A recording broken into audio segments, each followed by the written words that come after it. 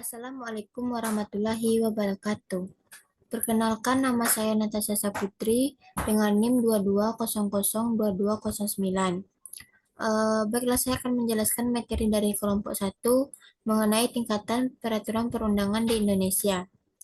Materi yang pertama yaitu tingkatan peraturan perundang-undangan di Indonesia.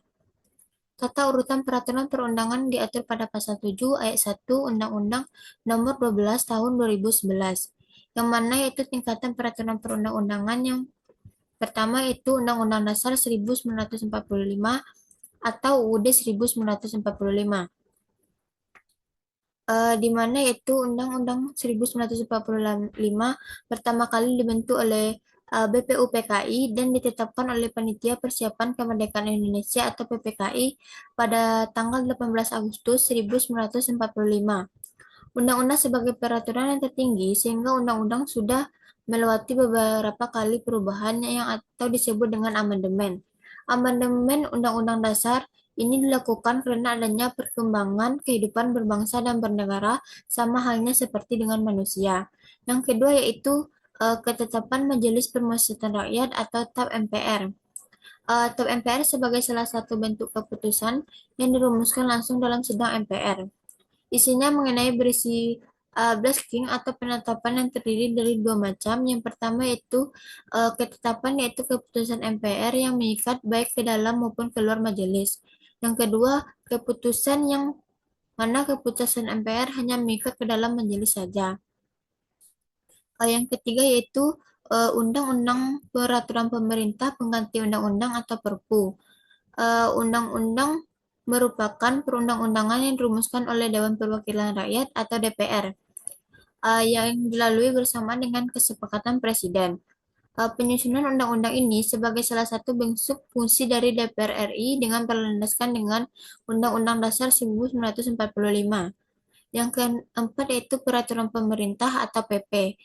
Peraturan pemerintah sebagai peraturan perundang-undangan yang berlaku di Indonesia dan ditetapkan langsung oleh Presiden. Untuk menjalankan undang-undang sebagaimana mestinya, materi yang terdapat dalam peraturan pemerintah PP ini ditentukan berisi diamankan oleh undang-undang yang berfungsi untuk melaksanakan ketentuan di dalam undang-undang tersebut. Yang kelima yaitu peraturan presiden. Peraturan presiden atau Perpres adalah peraturan perundang-undangan yang ditetapkan oleh presiden untuk menjalankan perintah peraturan undang-undang yang lebih tinggi dalam menyelenggarakan kekuasaan. Yang keenam yaitu peraturan daerah atau provinsi atau Perda. Peraturan daerah ini adalah sebagai peraturan perundang-undangan yang dibentuk oleh Dewan Perwakilan Rakyat Daerah atau DPRD yang disusun untuk persetujuan kepala daerah. Peraturan daerah ini merupakan peraturan perundang-undangan yang dibentuk oleh DPR provinsi dengan persetujuan bersama gubernur. Selain bersama gubernur, halnya dengan dilaksanakan dengan bersamaan dengan kepala wali kota. Yang ketujuh yaitu peraturan daerah kabupaten atau kota. Peraturan ini adalah perundang-undangan yang berlaku di daerah kabupaten atau kota sendiri. Peraturan ini dibentuk oleh DPRD kabupaten kota untuk persetujuan bersama dengan bupati atau wali kota. Yang selanjutnya yaitu proses PP di Indonesia. Berdasarkan pasal 10 ayat 1 Undang-Undang 12 tahun 2011, materi muatan yang harus diatur dalam undang-undang adalah yang pertama yaitu pengaturan lebih lanjut mengenai ketentuan Undang-Undang 1945. Yang kedua, perintah suatu UUD untuk diatur dalam UUD. Yang ketiga, pengesahan perjanjian internasional tertentu. Yang keempat, tindakan lanjut untuk putusan Mahkamah Konstitusi. Yang kelima, pemenuhan kebutuhan hukum dalam masyarakat. Yang materi yang C, proses PP di Indonesia. Secara garis besar ada 4 proses PP di Indonesia. Yang pertama yaitu perencanaan peraturan perundang-undangan pendidikan. Perencanaan untuk penyusunan undang-undang dilakukan dalam program legislasi nasional yang merupakan skala prioritas untuk pembentukan UUD. Yang kedua yaitu pembahasan dan pengesahan rancangan undang-undang. Pembahasan tentang RUU dilakukan oleh eksekutif dengan legislatif.